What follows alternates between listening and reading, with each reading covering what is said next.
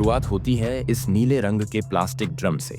आमतौर पर लोग इस तरह के ड्रम का इस्तेमाल घरों में पानी रखने के लिए करते हैं, लेकिन यह ड्रम एक राज छुपाए बैठा था। पहले इसे एक घर से निकाला गया, वही घर जहां सब कुछ घटा था। फिर इसे एक टेम्पो में डाला गया और सरकारी मुर्दा घर ले जाया गया। ड्रम भारी था, न टूट रहा था न खुल रहा था। पुलिस मजबूर थी, मैकेनिक बुलाया गया, मशीनें मंगाई गईं। आखिरकार सरकारी मुर्दा घर के कंपाउंड में इस ड्रम को काटा गया। अंदर सीमेंट जमे हुए थे। सीमेंट के टुकड़े काटे गए। फिर उनमें से निकला एक नौजवान, 3 टुकड़ों में बंटा हुआ। नाम था सौरभ, उम्र 29 साल। कुकर में, फ्रिज में, बैग में लाशों की कहानियां आपने सुनी होंगी, लेकिन यह ड्रम वाली कहानी अलग थी। इस हत्या के पीछे की साजिश में एक अंधविश्वासी प्रेमी की एंट्री इस मामले को और भी डरावना बना देती है। मेरठ पुलिस के एसपी सिटी जब प्रेस कॉन्फ्रेंस कर रहे थे तो ऐसा लग रहा था जैसे कोई थ्रिलर सुना रहे हों।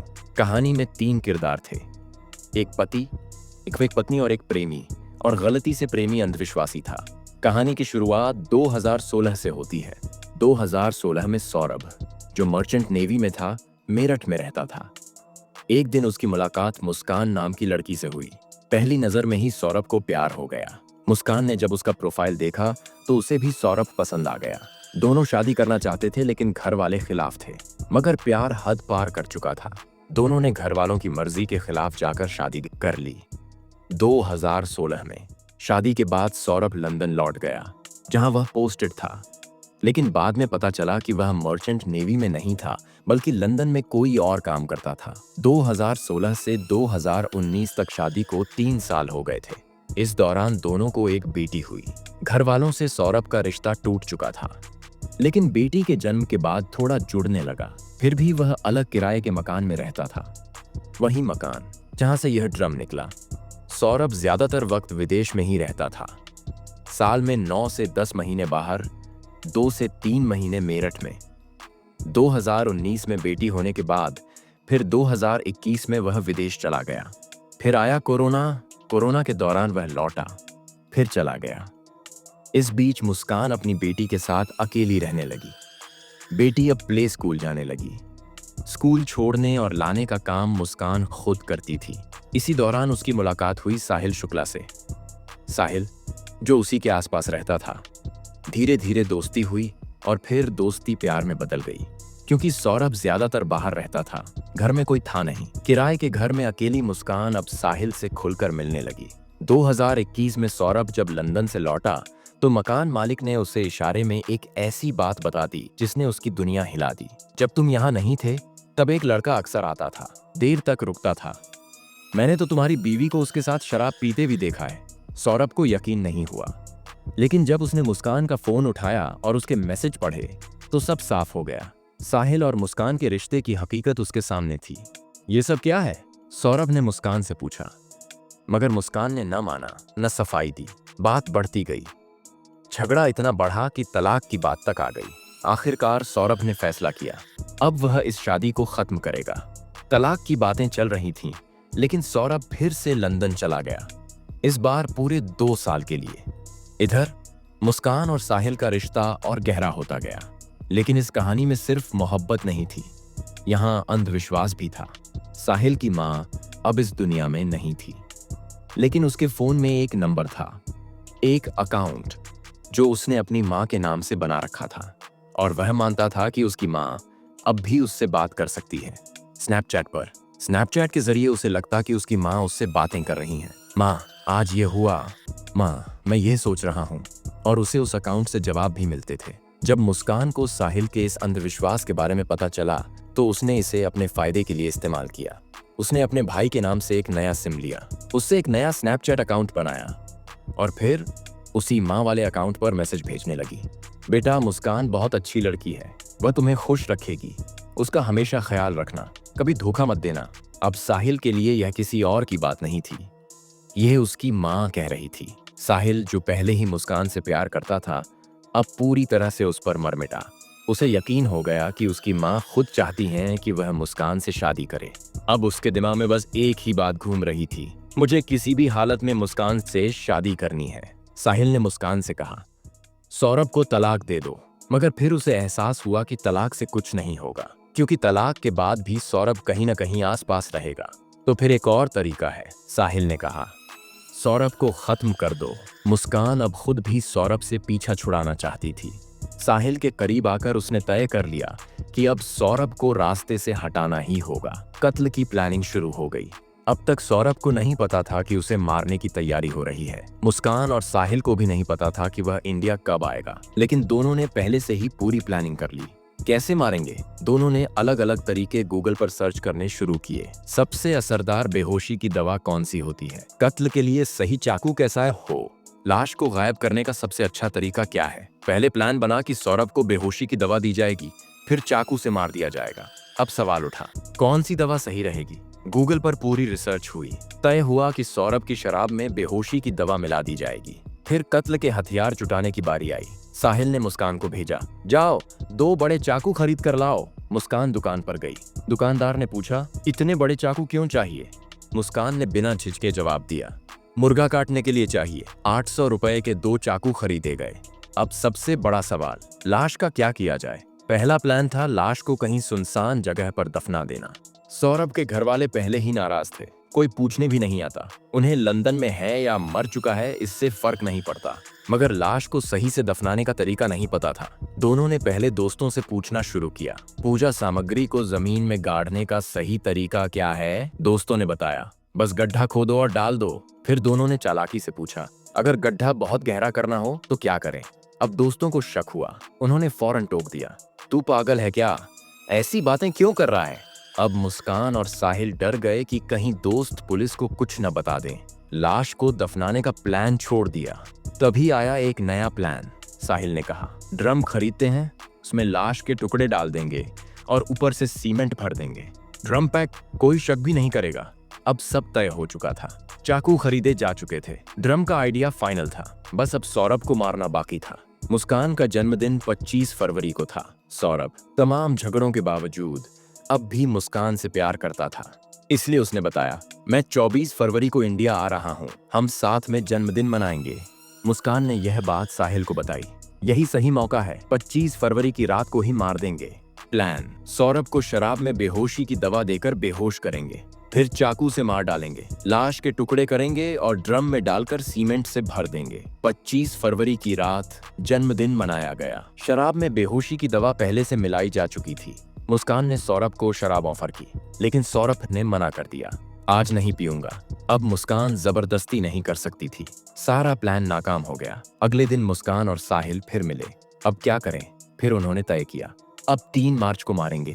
3 मार्च इसलिए चुना गया क्योंकि उस दिन उनकी बेटी का स्कूल एग्जाम खत्म हो रहा था। 3 मार्च को मुस्कान ने अपनी बेटी को अपनी माँ के घर छोड़ दिया ताकि घर में सिर्फ पति पत्नी रहें। रात आई। मुस्कान ने सौरभ का सबसे पसंदीदा खाना बनाया, कोफ्ता। उसमें बेहोशी की दवा मिला दी। रात 9:30 पर सौरभ ने खाना खाया और धीरे धीरे बेहोश हो गया। रात 12 बजे मुस्कान ने साहिल को फोन किया, वो बेहोश हो गया, घर आओ। साहिल घर पहुंचा। दोनों ने चाकू निकाले। मुस्कान साहिल से कह रही थी, तुम मारो। साहिल बोला, पति का वध पत्नी ही करेगी, पहला वार तुम करोगी। मुस्कान की हिम्मत जवाब देने लगी, लेकिन साहिल ने उसके हाथ में चाकू पकड़ाकर जबरदस्ती उसके हाथ पर जोर से हाथ मार दिया। खंजर सीने में उतर गया। थोड़ी देर में सौरभ की मौत हो गई। मौत के बाद साहिल ने उसकी दोनों हथेलियां काट दी, फिर सिर धड़ से अलग कर दिया। 2 बैग पहले से तैयार थे। एक बैग में सिर और हथेलियां डाली, धड़ वाला बैग मुस्कान के बेड के नीचे रख दिया। सिर और हथेलियों वाला बैग लेकर साहिल रात 3 बजे अपने घर चला गया। मुस्कान घर में अकेली थी। जिस कमरे में पति का धड़ पड़ा था उसी में सोने की कोशिश कर रही थी। डर लग रहा था। साहिल को फोन किया, अकेले नहीं रह पाऊंगी, डर लग रहा है। साहिल बोला, मेरे घर आ जाओ। मुस्कान रात को साहिल के घर चली गई। दोनों सो गए। सुबह साहिल बैग लेकर फिर घर आया। उसने मुस्कान से कहा, मार्केट से सीमेंट लेकर आओ। मुस्कान गई, एक बोरी सीमेंट लाई। साहिल ने कहा, एक से कुछ नहीं होगा, और लाओ। फिर वो दोबारा गई और दूसरी बोरी लेकर आई। ड्रम पहले से घर में था। ड्रम को लिटाया गया। उसमें 3 टुकड़े, सिर, धड़ और हथेलियां डाले गए। सीमेंट की बोरियां पलटी गईं, पानी डाला गया। पूरा ड्रम सीमेंट और पानी से भर दिया गया। ढक्कन बंद कर दिया। ड्रम को उसी कमरे में छोड़ दिया। फिर ब्लैंकेट से 10 किलो ब्लीच का ऑर्डर किया। पूरे घर की सफाई की गई। पहला हिस्सा खत्म हो गया। अब आगे की प्लानिंग पहले से तय थी। 4 मार्च की शाम को दोनों ने कैब बुक की और शिमला के लिए निकल गए। मुस्कान को पता था कि सौरभ के घर वालों को मालूम था कि वह लंदन से आया है, इसलिए उसने सौरभ के मोबाइल से उसके भाई और बहन को मैसेज किया, मैं और मुस्कान शिमला जा रहे हैं, वहां से मनाली और फिर कसौल जाएंगे। भाई बहन के रिप्लाई आने लगे। दोनों शिमला पहुंचे, फिर मनाली, फिर कसौल गए। इस बीच होली आ गई। भाई बहन ने पूछा, होली में आओगे? फोन उठाने से बचने के लिए मुस्कान सिर्फ मैसेज पर जवाब दे रही थी, हम घूम रहे हैं, होली में नहीं आ पाएंगे। जबकि बड़ा अटपट लगा कि होली में क्यों नहीं आ रहे। 2 साल बाद तो देश आया था, लेकिन मुस्कान सौरभ के मोबाइल से सबको मैसेज करती रही, रिप्लाई देती रही, बताती रही कि हम ठीक हैं, अभी यहाँ घूम रहे हैं। 14 दिन बीत गए, 18 मार्च आ गई। कुल 84,000 रुपए थे जो मुस्कान घर से लेकर निकली थी। कुछ पैसे साहिल के पास थे, लेकिन अब सब खत्म हो गए थे। मुस्कान को पता था कि सौरभ के अकाउंट में 6 लाख रुपए थे, लेकिन वो निकालने में मुश्किल हो रही थी। 18 मार्च को मुस्कान ने अपनी माँ को फोन किया और पूछा, माँ, सौरभ के अकाउंट से पैसे निकालने हैं, कैसे निकालूं? माँ चौंक गई। उसने कहा, जब सौरभ तेरे साथ है, तुम लोग शिमला मनाली साथ घूम रहे हो, तो पैसे निकालने का तरीका मुझसे क्यों पूछ रही हो? और तुझे पैसों की जरूरत क्यों है? सौरभ से ही मांग ले। तब मुस्कान के मुंह से निकल गया, सौरभ तो है ही नहीं, वो तो मर चुका है। माँ घबरा गई। ये बात मुस्कान छुपा सकती थी, लेकिन माँ को पहले से शक था। होली पर भी नहीं आई थी, बेटी को भी छोड़कर गई हुई थी और रिश्ते में भी गड़बड़ चल रही थी। माँ बाप पुलिस स्टेशन पहुंचे और सारी बात बताई। इसी दौरान इत्तेफाक से 18 मार्च को ही मुस्कान साहिल के साथ घर लौट आई। उधर पुलिस भी घर पहुंच गई। घर के अंदर दाखिल हुई तो वहां एक भारी ड्रम पड़ा था, जिससे पुलिस को शक हुआ। तब तक ये सारी बातें सुनकर सौरभ का भाई भी वहां पहुंच चुका था। दोनों से पूछताछ हुई। पुलिस ने ड्रम को खोलने की कोशिश की, लेकिन नाकाम रही। फिर एक टेम्पो बुलाया गया, उसमें ड्रम रखा गया और उसे मुर्दा घर ले जाया गया पोस्टमार्टम के लिए। वहां मैकेनिक बुलाया गया, जिसने ड्रम को काटा। अंदर सीमेंट का घोल पूरी तरह सख्त हो चुका था। पत्थरों को तोड़ा गया, फिर अंदर से लाश के टुकड़े मिले, 2 हथेलियां, एक सिर और एक धड़। जब ये सारी चीजें सामने आ गईं, तो मुस्कान और साहिल ने अपना जुर्म कबूल कर लिया। साहिल ने कहा कि उसने ये सब इसलिए किया क्योंकि मुस्कान को पसंद करता था। उसकी माँ भी मुस्कान को पसंद करती थी, वो माँ जो इस दुनिया में नहीं थी।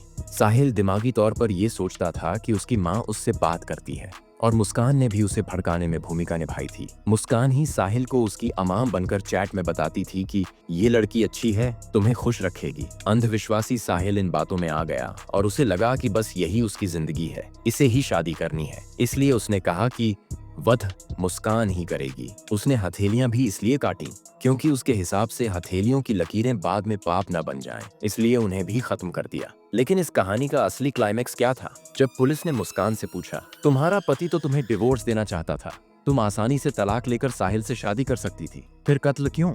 मुस्कान ने जवाब दिया, मैं साहिल से कभी शादी नहीं करना चाहती थी, ना कभी करती। बस एक साथी के तौर पर मुझे पसंद था और मैं उसके साथ अच्छा वक्त गुजार रही थी। फिर साहिल से पूछा गया, तुमने कत्ल क्यों किया? साहिल ने कहा, अगर सौरभ जिंदा रहता तो मुस्कान की जिंदगी नर्क बन जाती, क्योंकि वो उससे शादी करता और उसे तंग करता। शायद साहिल को अभी भी सच्चाई नहीं मालूम थी कि जिस मुस्कान के लिए उसने सौरभ का कत्ल किया, वही मुस्कान कभी उससे शादी करना ही नहीं चाहती थी। अब सोचिए, अगर ये राजफाश ना होता, अगर ये ड्रम की सच्चाई बाहर ना आती, कुछ दिन और बीत जाते और फिर अगर साहिल मुस्कान पर शादी के लिए दबाव डालता, तो क्या तो क्या इस कहानी का पार्ट 3 शुरू नहीं होता? पहली शादी लव मैरिज थी। मुस्कान और सौरभ ने अपने घर वालों की मर्जी के खिलाफ एक दूसरे से प्यार किया और शादी कर ली। लेकिन फिर मुस्कान को दोबारा प्यार हुआ, इस बार साहिल से। पर फर्क ये था कि वो साहिल से शादी नहीं करना चाहती थी, सिर्फ एक साथी के तौर पर उसके साथ थी। लेकिन जब ये सच साहिल को कत्ल के बाद पता चला कि मुस्कान उसे कभी अपना जीवन साथी बनाने वाली ही नहीं थी, तो फिर एक और क्राइम होना तय था। यही वजह है कि मैंने कहा कि शायद इस कहानी का पार्ट 3 भी होता। अगर कत्ल का राजफाश ना हुआ होता, तो साहिल जब मुस्कान पर शादी के लिए दबाव डालता और अगर मुस्कान मना करती, तो क्या साहिल गुस्से में कोई और कदम नहीं उठाता? कितना दिमाग लगाया दोनों ने, कितनी प्लानिंग की। कत्ल के बाद लाश को छुपाने के तरीके सोचे, घूमने का बहाना बनाया, वैकेशन के दिखाए, छोटे मैसेज भेजे, लेकिन हाथ क्या आया? जिंदगी भर की कैद, सलाखों के पीछे पूरी उम्र खत्म। और सबसे दर्दनाक पहलू, उस मासूम बच्ची का क्या? सौरभ और मुस्कान की बेटी, जो इस दुनिया में सबसे ज्यादा अपने माता पिता पर निर्भर थी, उसका क्या होगा? बाप को माँ ने मार दिया और माँ कानून की गुनहगार बनकर जेल चली गई। एक झटके में वो अनाथ हो गई। बिना किसी गलती के। इसीलिए कहते हैं, बुरे काम का हमेशा बुरा नतीजा होता है। ये कहानी कैसी लगी आपको? हमें कमेंट में जरूर बताएं। चैनल को सब्सक्राइब जरूर करें